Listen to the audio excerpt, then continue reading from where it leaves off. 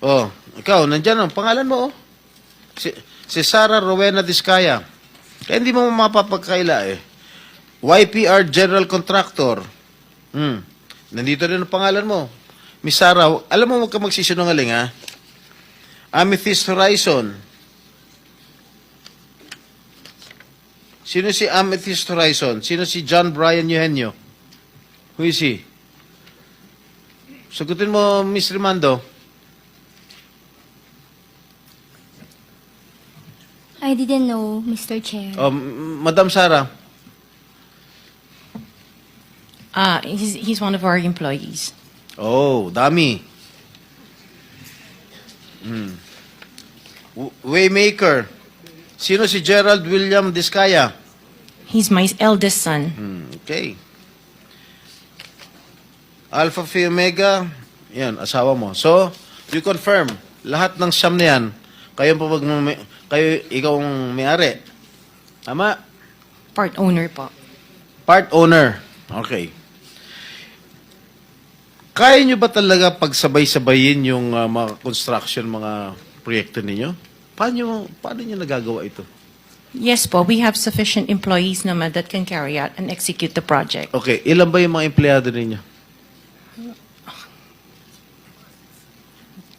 In the office po, mga 200 plus. Sabay-sabay kayong naawardan ng kontrata ng DPWH. Alam mo, nakakapagtaka dahil kayo lagi nakakuha ng DPWH contracts, ha? Sino ba talaga sa DPWH ang nagbibigay sa inyo listahan ng mga projects for bidding? Turo mo na. Wala po akong knowledge po. Talaga? Ba't Yes, nakakapagtaka dahil yung siyam na construction companies nyo, yun ang laging favored, kumbaga, sa bidding. Kasi ang balita ko, isa kayo sa mga una nakakita at nakakapili ng mga projects. Bago pa mabuo ang National Expenditure Program, yung tinatawag natin na NEP. Parang menu lang sa restaurant na nakaka-order kayo kaagad. Sino ang point person nyo sa DPWH na nagbibigay sa inyo ng informasyon na ito, o para sa inyo, ito para sa kanya? Sino? Sir, wala po akong nakakausap po.